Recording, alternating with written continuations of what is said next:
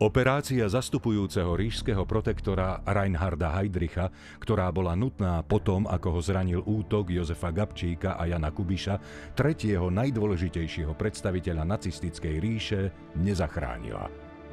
Keďže existovali dva protichodné názory, akú liečbu mal Heydrich dostať, chceli nacisti zistiť, ako pri takýchto ťažkých vojnových zraneniach postupovať. Použili na to väzenkyne koncentračného tábora v Ravensbrücku. 74 poľským ženám vytvorili rôzne ťažké zranenia. Do rán im zaniesli sklo, zeminu či drevené triesky. Jednu skupinu liečili tak ako Heydricha, druhej dali lieky, ktoré Heydrich na základe rozhodnutia ošetrujúceho lekára nedostal.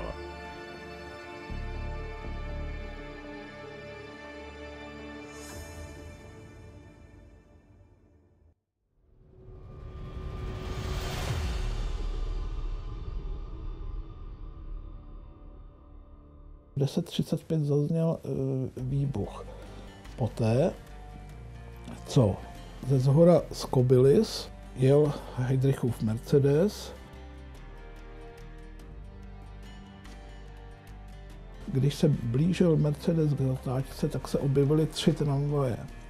Jedna od Libně, 14, druhá z Kobylis, 14, a třetí právě vyjížděla trojka vyjížděla nahoru do Kobylis ve chvíli, kdy Mercedes se dostal do pravotočivé zatáčky. V tu chvíli Josef Gabčík odhodil plášť a se samopalem Stengan tváří v tvář Heydrichovi, od něhož nebyl vzdálen víc jak 1,40 m, 1,50 m, se snažil na něho zaútočit.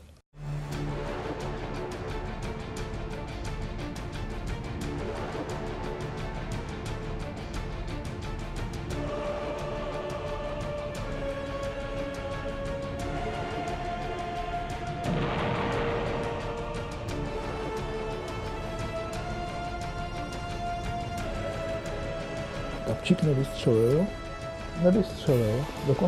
dokonce závěr zůstal v přední poloze. To se stalo, to je dalších 15 hypotéz, co všechno se stalo, jestliže zbraň technicky selhala.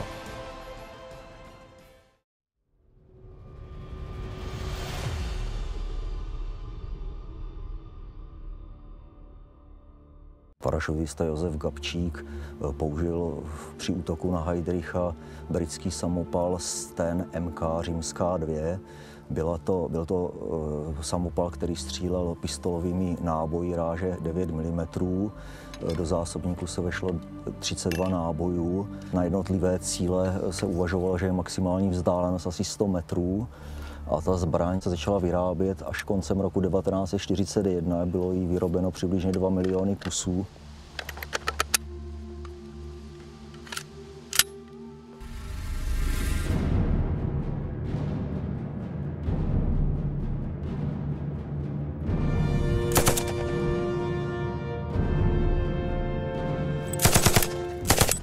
Dle mého názoru to je vynikající zbraň v době a v podmínkách, v jakých vznikala. Pro ten účel dle mého názoru nemohli dostat účelnější zbraň, to znamená zbraň, která se dá snadno složit, snadno rozložit, snadno skrýt.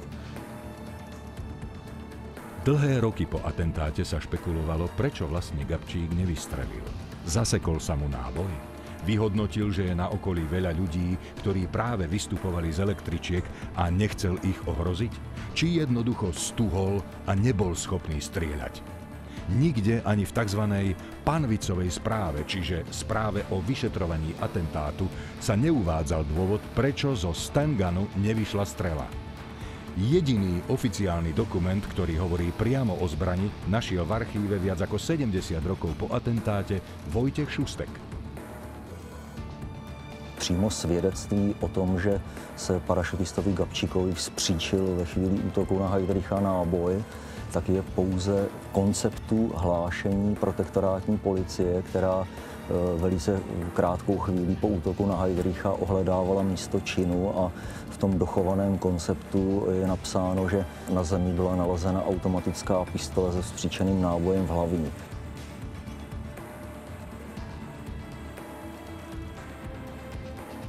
Já jsem o samopalu Sten MK římská 2 mluvil například s velitelem paraskupiny Wolfram, vyslané z Velké Británie v roce 1944 majorem Josefem Otiskem a velitelem výsadku Tungsten generálem Rudolfem Pernickým.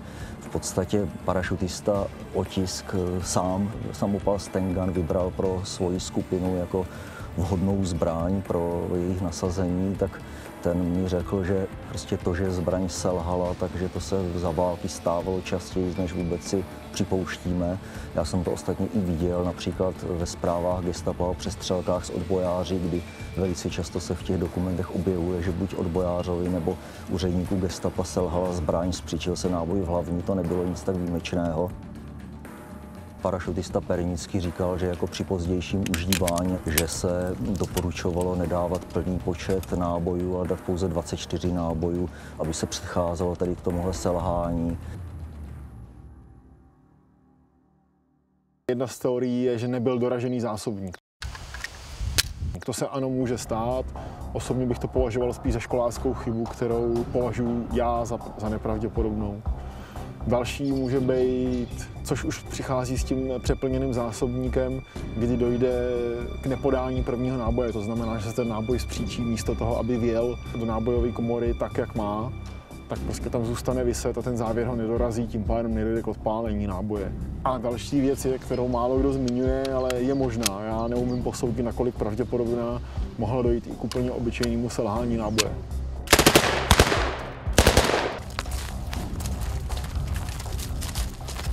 Možná selhal náboj, možná selhala zbraň, možná selhal voják. Pokud nedorazil zásobník, tak selhal ten voják. Pokud byl zásobník tak, jak měl být, ale byl třeba z toho důvodu přepilnění, že se náboj prostě spříčil, tak selhala zbraň. Pokud všechno fungovalo, jak mělo, ale prostě náboj nevystřelil, i když se dostal do nábojové komory, tak pak selhal náboj.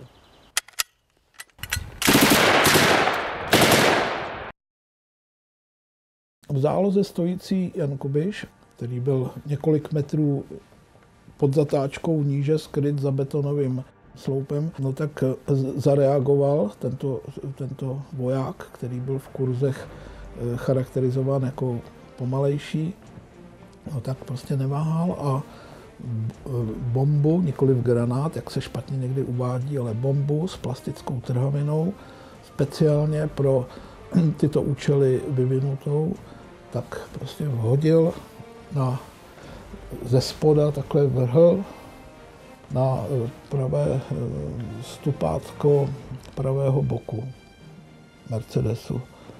No a zazněl obrovský výbuch.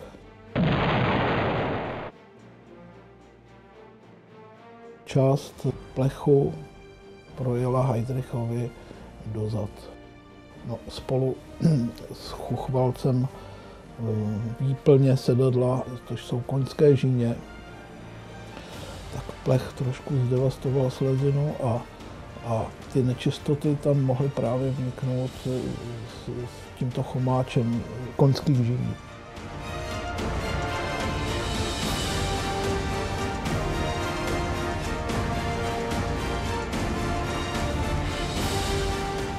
Heydrich potom byl převezen na Bulovku.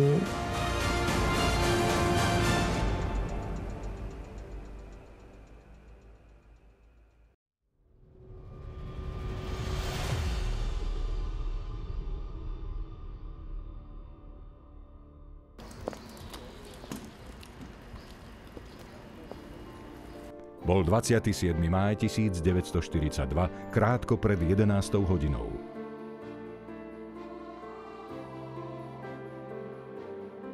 Bulovka bola veľká nemocnica, kde sa premlelo mnoho rôznych pacientov. A jedným z nich sa zrazu stáva zastupujúci ríšsky protektor Reinhard Heydrich. Prekvapenie z toho, že ho tu vidia, a prirodzený strach z tohto obávaného, vysoko postaveného pohlavára nacistického Nemecka onedlho vystrieda horúčkovité snaženie lekárov. Útok na Heydricha bol šokom. Nikto, najmenej on sám, si ani len nepripúšťal, že by sa niečo také mohlo stať. Keď Heydricha upozorňovali, že by nemal jazdiť s otvoreným Mercedesom, tvrdil, že Češi mu predsa nemajú prečo ublížiť. Napriek tomu, že od svojho nástupu do funkcie v septembri 1941 ich dal desiatky popraviť alebo odvliecť do koncentračných táborov. V prijímacej kancelárii mal práve službu doktor Jarolímek, ktorý Heydricha prezrel a zistil rozsah jeho poranenia. Hneď sa začala chystať operačná sála. Informácia o útoku na Heydricha sa už medzi tým bleskovo rozšírila. Bulovku obsadili vojaci SS.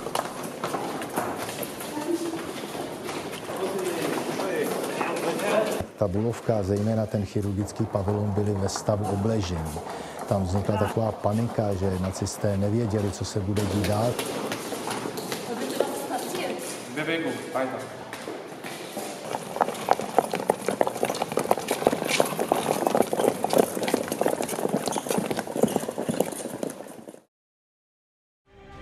Reinhard Heydrich byl šéfem hlavního úřadu říšské bezpečnosti, byl druhým mužem v SS.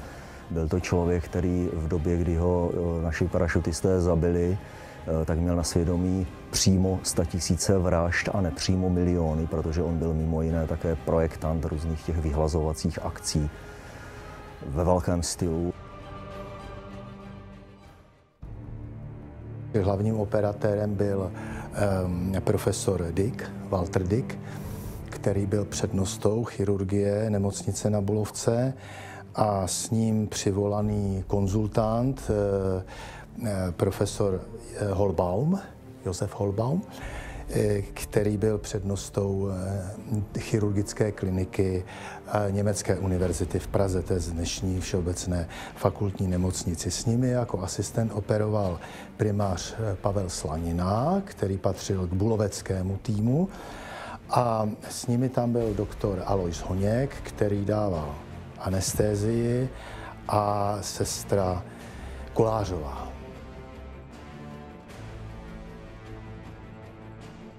Doktor Alois Honěk byl můj otec.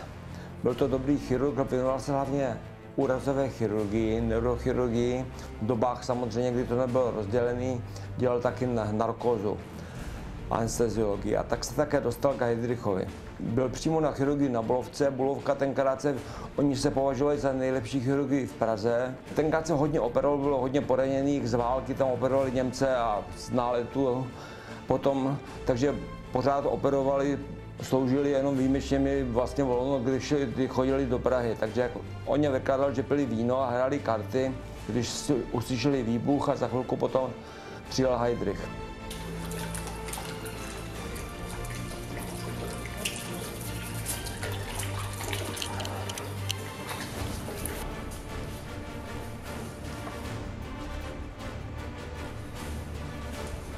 Ta operace, víme, že začala při uložení pacienta na pravý bok, protože ta rána byla v levé bederní krajině. Tam byl vstup té střepiny. Oni revidovali celou tu ránu, to znamená prošli bránici až do dutiny pohrudniční, tam odoperovali, uzavřeli pneumotorax, čili vzduch v dutině pohrudniční, při kterém kolabuje plíce. Pak zašili otvor v bránici, protržený, a uzavřeli tu ránu. Poté Heydricha otočili na záda a přistoupili k otevření dutiny břišní, kudy se normálně vyndala poraněná slezina. A v té slezině byla ta střepina z toho granátu. Bol to fragment obalu črepiny, vlastne kovový úlomok rozmerov 4x2 cm. Mu vnikol do chrbta, poranil 11. rebro, otvoril ľavú pohrudnicovú dutinu, prenikol bránicou a skončil v slezine. Rana bola vyčistená, zložili mu bránicu a vykonali splenektomiu, teda odstránili tú poranenú slezinu.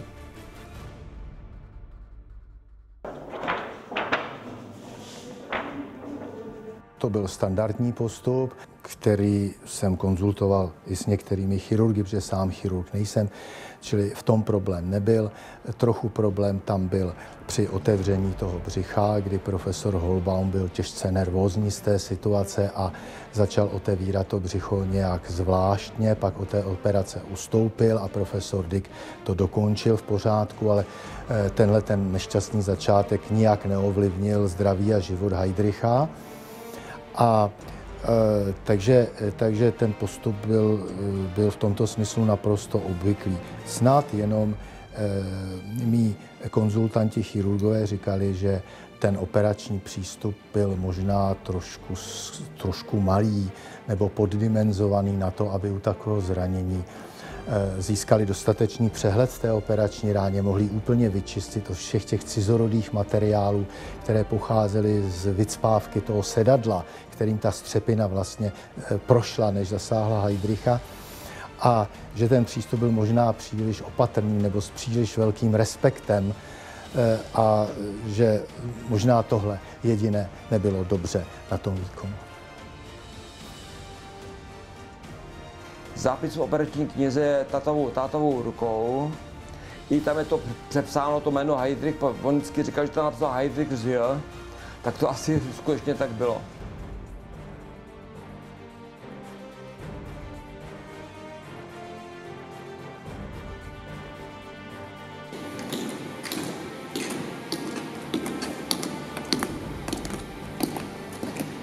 My víme, že ten první pooperační den proběhl celkem dobře. Teprve v dalším dnu se objevila horečka a hnisavá sekrece. A od té chvíle už šlo všechno špatně a ten stav velmi kolísal, co se týče vědomí horeček, které byly skákavé, mizely, přicházely, což je pro sepsy poměrně typické. A ten stav s tímto kolísáním ale šel velmi rychle vlastně dolů.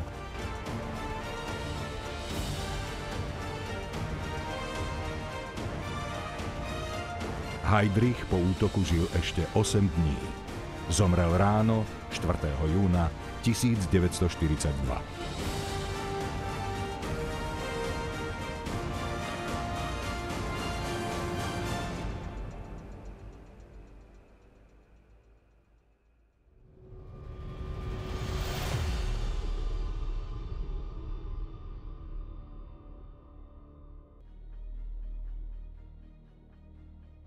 Pitva bola realizovaná pomerne skoro po smrti, do 4 hodín, čo je výborné, pretože čím skôr vykonáte pitvu, tak tým lepšie máte zachované to telo a tie nálezy, lebo v dôsledku rozvoja posmrtných zmien sa tie nálezy môžu meniť. Viem pochopiť, prečo sa Hampel a Beirich rozhodli pitvať v pracovni riaditeľa a nie v pitevni, kde by nevyhnutne musel mať prístup aj nejaký iný personál. Koniec koncov tá správa z pitvy je označená ako geheim, teda tajné.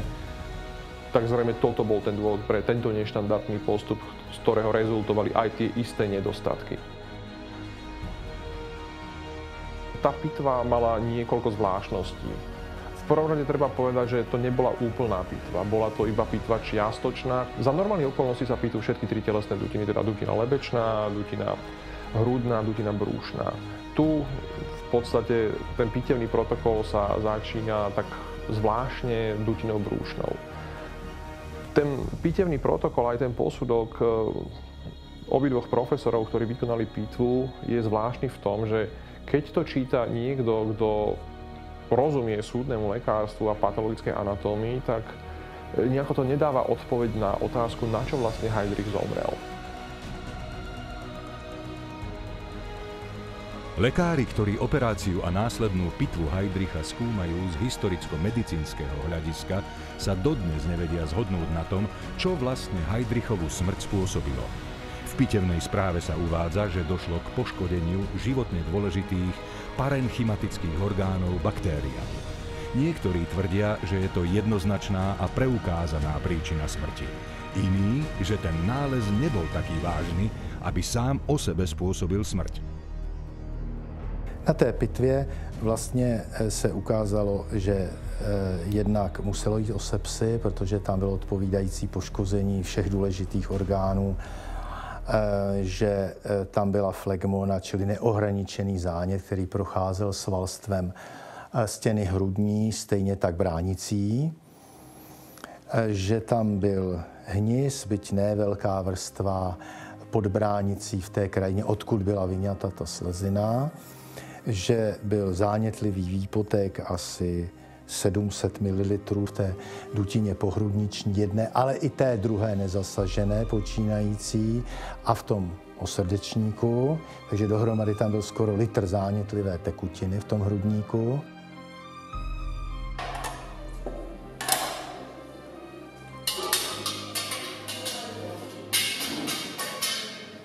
Nebola pýtvaná hlava a neboli pýtvané krčné orgány. To znamená, že bol pýtvaný iba hrudník a brucho. A tá pitva naozaj nezistila príčinu smrti. To záverečné stanovisko profesora Weiricha, ešte aj s jeho kolegom, je také, že smrť nastala v dôsledku poškodenia životne dôležitých parenkymatóznych orgánov baktériami, respektíve ich toxínmi. Pritom výsledok bakteriologického vyšetrenia nebol nejaký tragický. Boli tam udobrené aj mikroskopické preparáty, tiež tam nevysvetľujú niečo, čo by sa dalo označiť za jednoznačnú príčinu smrti. Čiže na čo zomrel Heydrich, nevieme a vzhľadom na odstup času sa to podľa mňa už nikdy nezistí.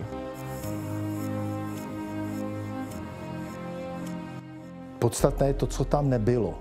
Podstatné je, že tam nebyla dilatace pravé srdeční komory, to znamená i ochabnutí, jak se stává při plicní embolii, o které se dlouho a dodnes diskutuje v literatuře, a že tam nebyl přesvědčivý embolus v plicní tepně. To znamená, že ta pitva pečlivě čtena, nevím už po kolikáté, v podstatě vylučuje, že zemřel na plicní embolii. Při tom patologicko-anatomickém nálezu možná by ta sepse byla stačila k úmrtí, ale stejně důležité nebo mnohem důležitější v té chvíli bylo, že on vlastně pacient neměl čím dýchat. Tam byl nejen výpotek v dutině pohrudniční, ale byl tam kolaps obou plicí, kterému se říká atelektáza, čili rozsáhlá nevzdušnost plíce, ve velkém rozsahu té levé, ale také i pravé, která tím primárním poraněním nebyla postižena, a že je tam ještě otok plic, čili vlastně pěna v plicích a dýchacích cestách. Takže vlastně ta krev nemohla být okysličována a mozek a srdce postupně museli nutně a další orgány přestat pracovat.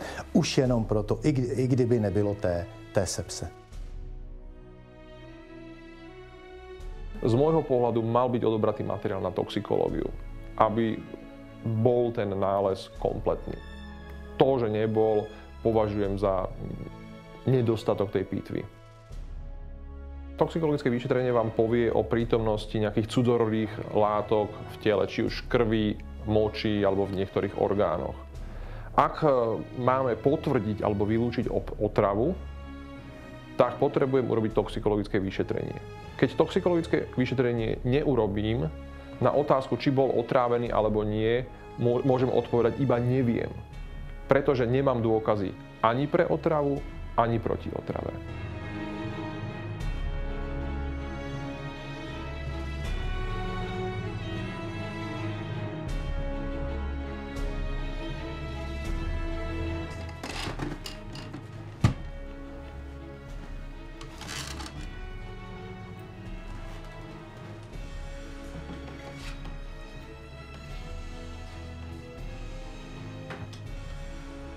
O otrave sa špekuluje v súvislosti s tým, že ako vysoko postavený nacista mal aj mnoho nepriateľov.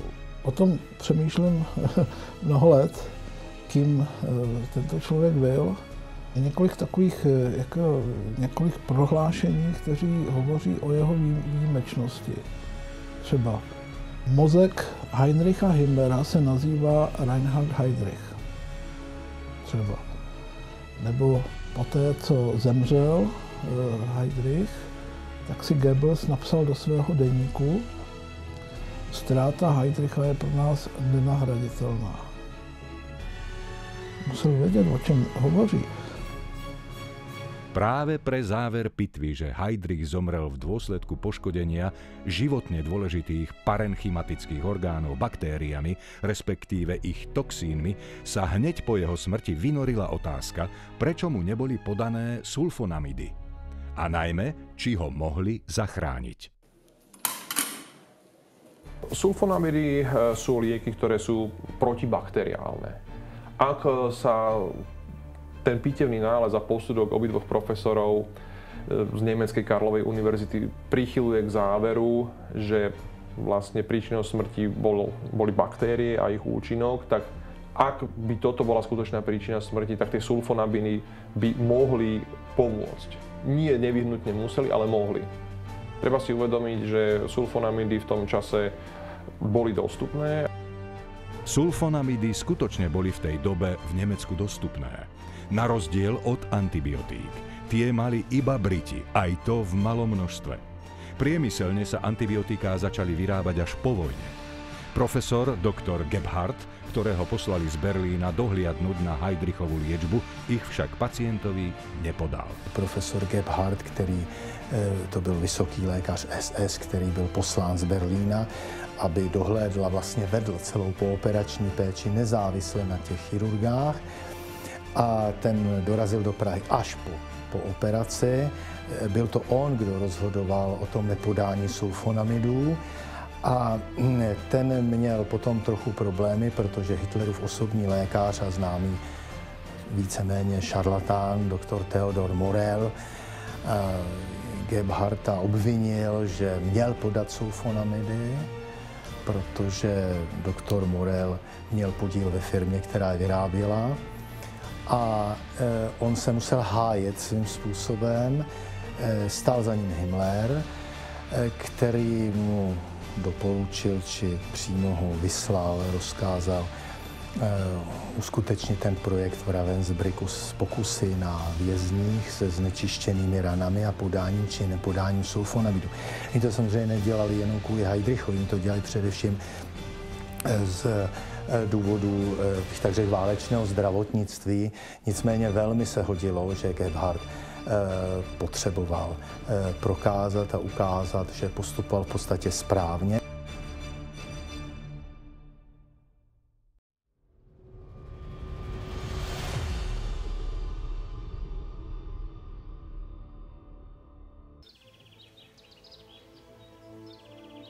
Gebhardt si na pokusy vybral koncentračný tábor, vzdialený asi hodinu cesty od Berlína. Miestne jazero slúžilo na relax a časť pozemkov okolo neho daroval Himmlerovi spolok priateľov nemeckých policajných zamestnancov. A tak na tomto krásnom tichom mieste otvorili v máji 1939, čiže 4 mesiace pred začiatkom druhej svetovej vojny, ústredný koncentračný tábor pre ženy Ravensbrück.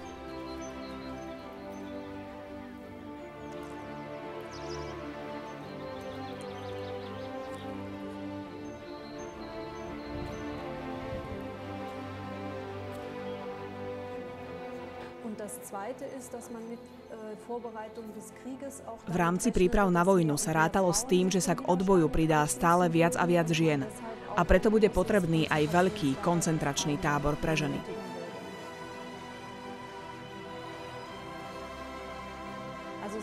Tábor bol založený ako pracovný tábor, teda nie vyhladzovací, ako napríklad Auschwitz.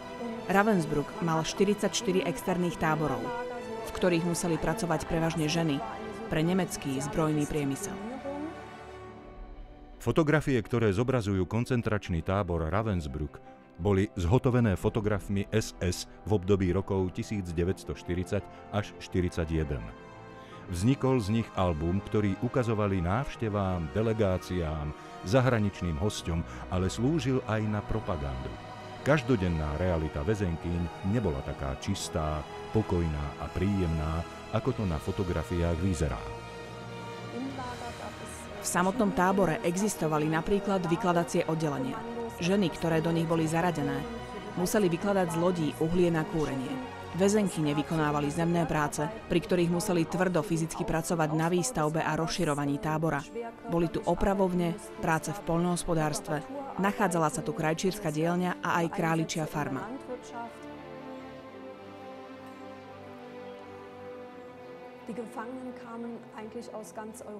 Väzenkyne prichádzali v podstate z celej Európy. Vieme najmenej o 30 národnostiach, ktoré tu boli. Najväčšiu skupinu tvorili Polky s počtom viac ako 36 000. 20 000 žien bolo zo Sovietskeho zväzu, bolo tu 8 000 Francúzok, 8 000 Nemiek a 3 000 Rakúšaniek. Ďalej tu boli väznené Španielky, Talianky, Nórky, ženy z Čiech a neskôr aj zo Slovenska. Do Ravensbrücku bolo v roku 1944 deportovaných aj približne 10 000 maďarských židoviek.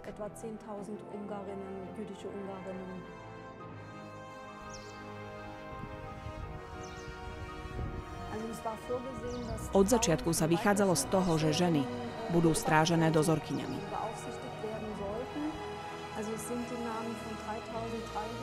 Poznáme mená 3300 žien a ďalšie, ktoré tu neskôr pracovali ako nacistické zdravotné sestry. Dokopy tu bolo činných zhruba 3360 žien, v základnom aj vo vysunutých táboroch. A približne 1000 mužských strážcov.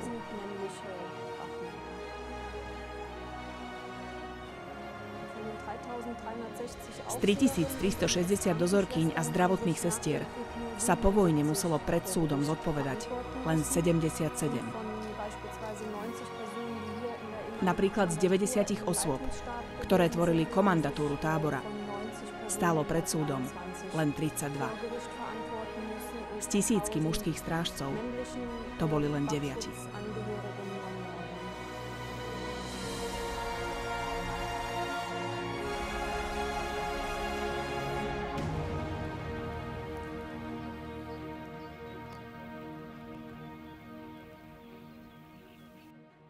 Heydrichovo zranenie a následná smrť teda znamenala aj nové pokusy v koncentračných táboroch. Atentát na Heydricha sa uskutočnil v máji 1942. V júli 1942 sa začína séria pokusov, ktorá trvá viac ako 7 mesiacov v koncentračnom tábore Ravensbrück, predtým v Sachsenhausene. Obeťami sa stalo 74 poľských žien z poľského odboja, zväčša učiteľky a intelektuálky, ktoré pracovali pre odboj. Na nich sa pokusy vykonávali. Teraz, v roku 2017, už žije posledná svedkyňa pokusov. Poľská psychiatrička Wanda Poltavská. Narodila sa v roku 1921 v Lubline ako Wanda Wojtaszek. Ako skautka sa zapojila do odboja proti nacistom. Keď ju chytili, odvliekli ju do Ravensbrücku a odsúdili na smrť. Miesto popravy ju ale zaradili do Gebhardtovho programu. Podľa jej spomienok bola úplne prvou väzenkyňou, na ktorej pokusné operácie vykonali. Bolo nás v skupine 6 a dostali sme čísla 1, 2, 3 a tak ďalej. A videla som, že dievčatá s číslom 3 reagovali vyššími teplotami. Ja som mala číslo 3 TK. Vedela som, že ide o infekciu, pretože celý organizmus reagoval silne a aj teplota bola vysoká. Nohy nám obalili sadrou. Opuch bol však taký silný, že cez ňu pretekal. Bolesti boli také, že sa takmer nedali zniesť. Ja osobne som nekričala, ale moje kamarátky celú noc. Po injekcii aj po operácii.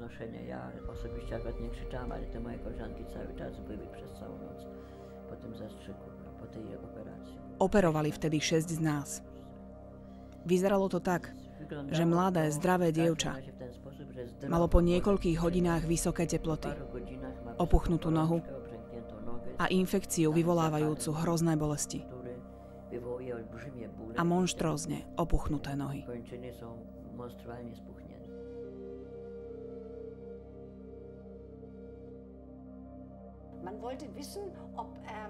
Chceli vedieť, či sa gangréna dá ovplyvniť sulfonamidmi, či sa nimi dá liečiť.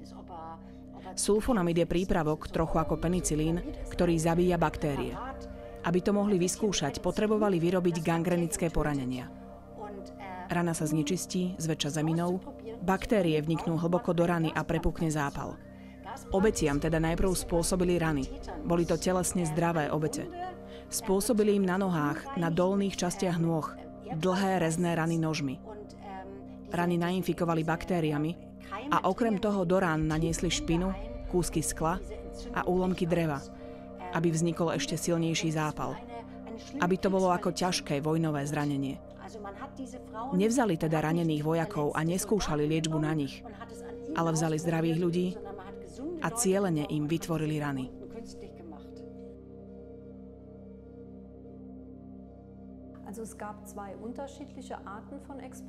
Boli dva odlišné druhy experimentov.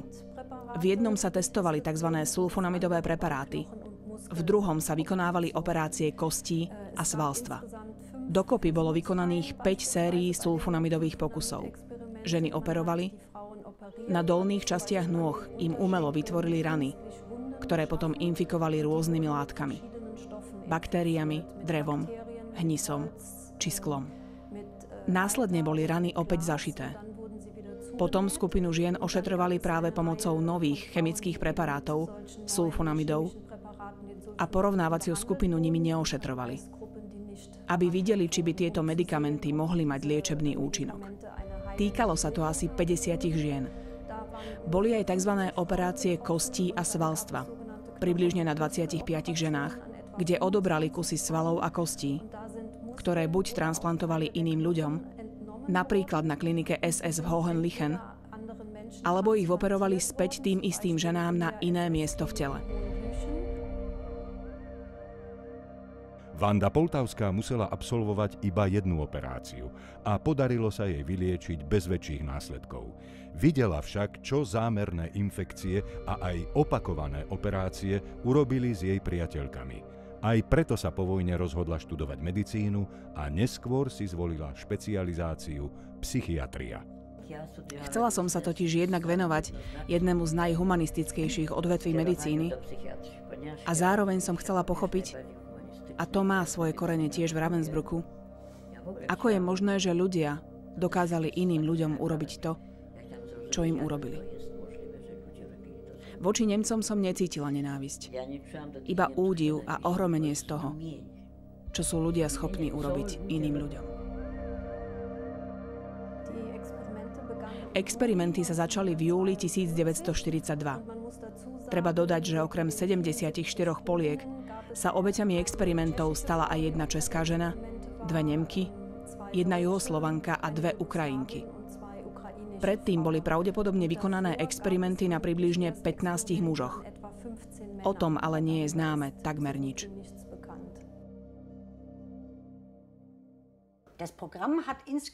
Program trval celkovo 7 mesiacov. Podobnými ranami zmrzačili 74 žien. Polovicu žien ošetrovali sulfonamidmi, druhú polovicu nie. Porovnávali, ako to pomáha. Používali rôzne sulfonamidové prípravky, rôzne formy. A nakoniec zistili, že by Heydricha neboli bývali vedeli zachrániť pomocou sulfonamidov. Dnes už aj vieme prečo. Gangrénu spôsobujú anaeróbne patogény, teda mikróby, ktoré sa nachádzajú hlboko v rane a ktoré nesmú prísť do kontaktu s kyslíkom. Žijú a vykonávajú svoje dielo skazy, keď sú chránené od kyslíka. Sulfonamid je klasický prostriedok, ktorý dnes používame na povrchové kožné ochorenia. Sulfonamid totiž potrebuje kyslík k tomu, aby účinkoval. Pri takejto rane teda nemohol pomôcť. Penicilín by pomohol. Penicilín však nebol k dispozícii.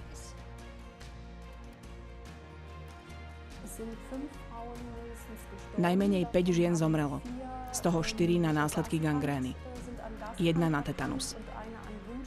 6 žien zastrelili. To vieme o čase, kým ešte boli v tábore. Viac ako 50 žien sa vrátilo do Poľska. Z nich 5 relatívne krátko po vojne tiež zomrelo.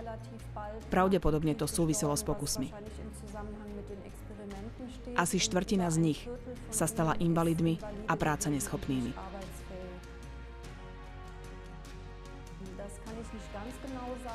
Gebhardt po experimentoch povedal, že série pokusov preukázali, že sulfonamidy nemali život predĺžujúci účinok.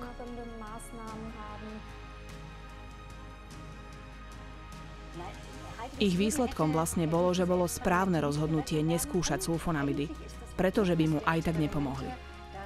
Heydrich jednoducho zomrel, pretože zranenie bolo príliš vážne a nemecká strana nedisponovala žiadnym prostriedkom, ktorý by dokázal zvrátiť jeho stav.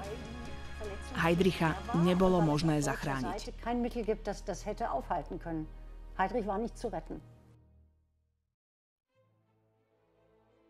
Tieto pokusy ukázali, že profesor Gebhard mal pravdu a podanie sulfonamidov by Heydricha nezachránilo. Dostal od Himmlera děkovný dopis, v kterém dostává vlastně absolutorium, že postupoval správně, kde se mu děkuje za poskytnutou péči a za to, že učinil Heydrichovi poslední dny jaksi klidnými, bezbolestnými a přímo krásnými, a to vysokými dávkami morfia, které se mohly podílet samozřejmě na útlumu dýchání, takže to morfium mu pravděpodobně příliš neprospělo té plicní ventilaci, která byla těžce ohrožena samotným poraněním i jeho komplikacemi. A teď přicházely ještě léky. Traja lekári boli odsúdení v norimberskom lekárskom procese. Medzi nimi aj Karl Gebhard, ktorý bol odsúdený na trest smrti a popravený. Herta Oberhäuserová, odsúdená na 20 rokov väzby, už v roku 1952 však bola prepustená. Presťahovala sa do Šlezvicka-Holštajnska, kde si otvorila lekársku ordináciu, kde ju neskôr spoznala a nahlásila bývalá väzenkyňa z Ravensbrücku. O svoju aprobáciu nakoniec prišla až v dlhom procese v roku 1960.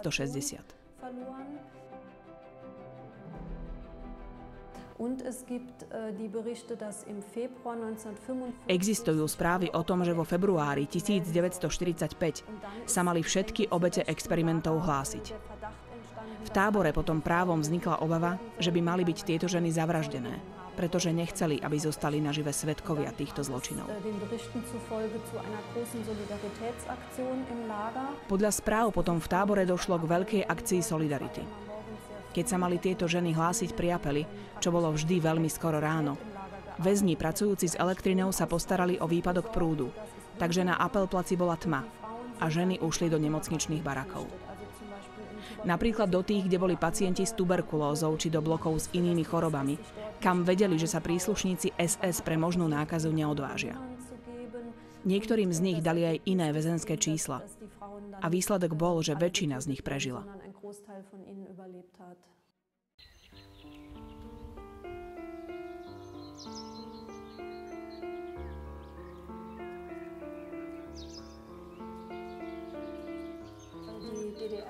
NDR tu už v roku 1959 na popud preživších zriadila pamätné miesto. V procesoch po vojne jeden z vedúcich príslušníkov SS priznal, že v provizórnej plynovej komore, ktorá tu bola od januára 1945, bolo otrávených plynom a následne spálených v krematóriu približne 2300 až 2400 ľudí. Asi rovnaký počet väzňov bol popravený zastrelením. Aktuálne výskumy uvádzajú, že len za posledné 4 mesiace fungovania tábora tu bolo zavraždených ďalších 5 až 6 000 žien, mužov a detí. Všetok popol a pozostatky kostí boli po vojne premiestnené do tzv. Masového hrobu, ktorý osadili rúžami.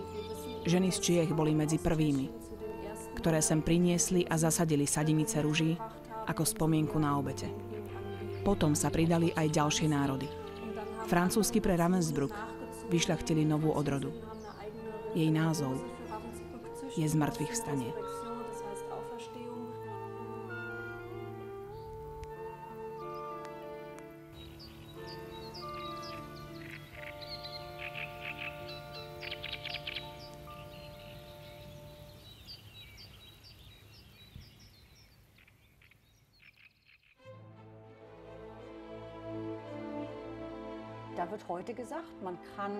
Pri moderných prednáškach na tému gangréna aj dnes diskutujeme o tom, čo sa v takomto prípade môže urobiť.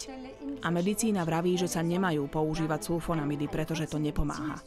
Často robím pri tejto téme počas prednášky krátku medicínsko-historickú odbočku. Prečo to vieme? Odkiaľ to vieme? A kto sú ľudia, ktorí najviac trpeli preto, aby sme to dnes vedeli?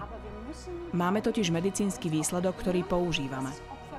No verím, že si musíme pripomínať, že boli obete, ktoré za túto vedomosť zaplatili svojim zdravím a často aj životom. Tieto vedomosti sa totiž nedajú vymazať. Sú tu a používame ich. Ale myslím si, že to môžeme urobiť, iba ak si pripomíname, ako boli tieto výsledky získané. Boli získané pomocou zločinu. Pomocou ťažkého zločinu proti ľudskosti.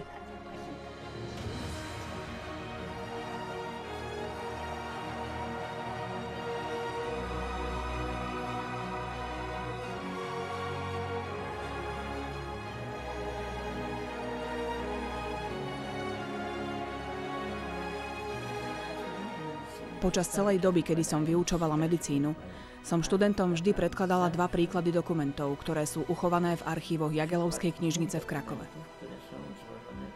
Jeden z nich je rozsudok z Norimberku, v ktorom bol tucet nemeckých lekárov odsúdený na smrť za zneužitie svojho povolania.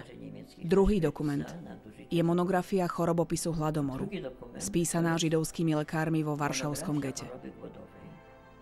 Počas pobytu v gete pozorovali svojich pacientov, umierajúcich od hladu a súbežne aj samých seba. A popísali svoje pozorovania z oblasti dermatológie, pediatrie a podobne. Oba tieto dokumenty jestvujú. A ja som vravela študentov medicíny v Poľsku. Počúvajte. Je možné, že tí Židia a Nemci študovali spolu v Heidelbergu. Jedni sa vyvíjali na línii hrdinstva. Non omnis moriar. Neumreli sme úplne. To je heslom tej monografie o smrti hladom. Hrdinovia, ktorí umierali spolu so svojimi pacientmi. A tí druhí, ktorí skončili na šibenici. Záleží na tebe. Je tu tá, aj tá možnosť. Obe sú možnosťami človeka. Stávať sa stále viac ľudskejším, alebo neľudskejším.